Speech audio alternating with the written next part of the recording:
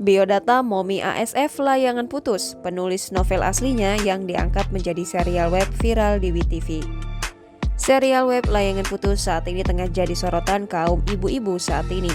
Mengusung tema adanya perselingkuhan di dalam hubungan rumah tangga, layangan putus mampu duduki serial web nomor 1 di WeTV saat ini. Perlu diketahui, serial web yang diproduksi MD Entertainment yang disutradarai Benny Setiawan ini merupakan serial web yang diangkat dari kisah viral curhatan di media sosial. Viralnya kisah ini menjadikan lantaran untuk menjadikan sebuah novel yang berjudul sama dengan serial webnya.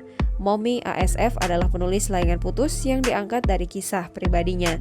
Tentunya banyak yang penasaran dan bertanya-tanya dengan siapa sosok Momi ASF. Menjawab rasa penasaran para penonton setia layangan putus di bawah ini, kami rangkumkan informasi pribadinya.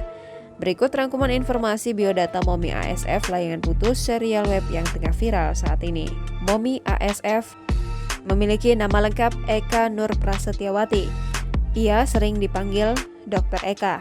Momi ASF berasal dari Malang, Indonesia. Saat ini, ia memiliki 4 anak. Nah, demikianlah informasi rangkuman biodata Momi ASF layangan putus, penulis novel aslinya yang diangkat menjadi serial web viral di WeTV.